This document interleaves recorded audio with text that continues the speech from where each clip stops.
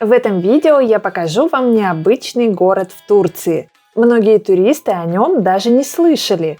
Этот город Эскишехир. Я приехала сюда на 2 дня и увидела здесь совсем другую Турцию. Ту, о которой даже не подозревала. Этот город не похож ни на один другой. Европейский по духу, современный, уютный и в то же время с богатой историей. Тут есть что посмотреть. Попасть в Эскишехир можно на поезде или автобусе из Стамбула. Название Эскишехир переводится как «старый город». И не зря. Его история насчитывает более 3000 лет. Здесь жили фригийцы, римляне, византийцы, а затем турки-сельджуки. После падения сельджуков и прихода Османа Гази город стал частью османских земель. Сегодня Эскишехир активно развивается. Его часто называют городом студентов, так как здесь много университетов. Кроме того, он интересен с исторической и культурной точки зрения. Самый интересный район Эскишехира называется Адун-Пазары. Это старейшая часть города и настоящая открытка. Узкие улочки, старинные османские дома ярких цветов, маленькие мастерские и арт-галереи. Здесь можно легко провести несколько часов, просто гуляя и заглядывая в лавочки с ремесленными изделиями. В этом квартале есть как исторические, так и новые дома, выполненные в том же османском стиле и ярких красках. Гуляя по району Адун-Пазары, можно отыскать настоящие сокровища. Если вы проголодались, съешьте чебурек. Это знакомый нам чебурек. Его рецепт принесли в Эскишехир крымские татары, и теперь он считается национальным блюдом региона. В этом же районе находится комплекс мечети Куршунлу, один из самых красивых архитектурных ансамблей Эскишехира XVI века. Название Куршунлу в переводе означает «свинцовый». Глядя на купол мечети, вы поймете, почему она носит такое имя. Здесь не только мечеть, но и медресе, а также музей изделий из морской пенки, необычного материала, которым славится Эскишехир. Район Адун-Пазары производит огромное впечатление. Здесь вы увидите Турцию с новой стороны.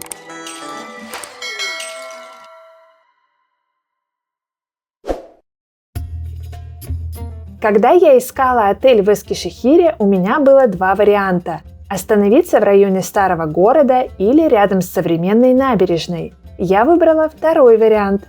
Я остановилась в Сенна-Сити отель, уютном и современном отеле прямо у реки Парсук. Мой номер был удобным, чистым, хорошо оборудованным. Отель мне вообще понравился, поэтому в описании под видео я оставлю ссылку на сервис, где я его бронировала. Там же вы найдете другую полезную информацию для поездки в Эскишехир. Завтракала я в отеле. Тут хороший шведский стол. Свежие овощи и фрукты, горячая еда, выпечка, турецкие сыры, закуски и другие блюда. Ресторан чистый, современный и приятный.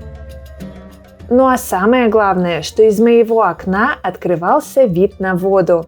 Я наблюдала за гондолами на реке Парсук в течение всего дня, а вечером гуляла по уютной набережной. Гондолы – это фишка Эскишехира. Вы можете покататься по живописным местам и сделать отличные кадры на память. Короткая прогулка стоит около $15.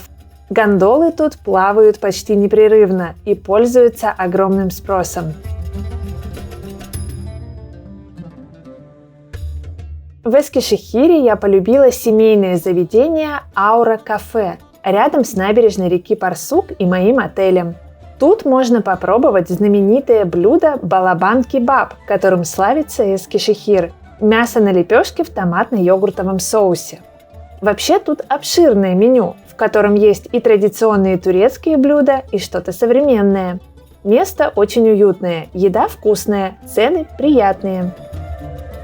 Также стоит сказать, что Эскишехир – город музеев. Самые интересные – музей стекла и музей современного искусства. Эскишехир оказался очень чистым и зеленым городом. Мне особенно понравилось гулять по набережной реки Парсук. Она живописная и протяженная. Мне очень повезло приехать в Эскишехир золотой осенью. Пейзажи тут сказочные. По набережной можно дойти в еще одно интересное и тоже сказочное место – парк развлечений Сазова. Здесь вас встретит необычный замок, который будто сошел с заставки к диснеевским мультфильмам.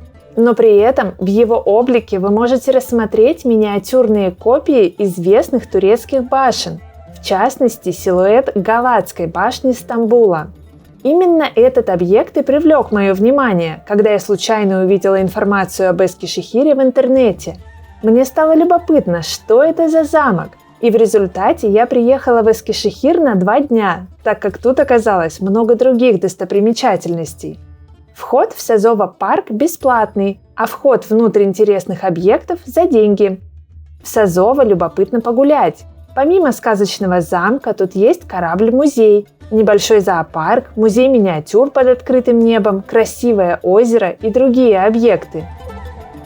Эскишехир стал для меня настоящим открытием.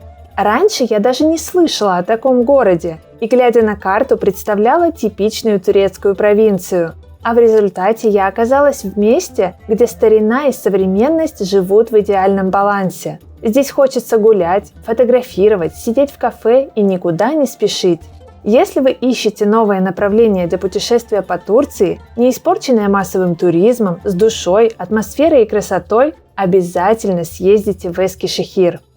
Ставьте лайк, если это место показалось вам интересным. Подписывайтесь на мой канал и до новых встреч!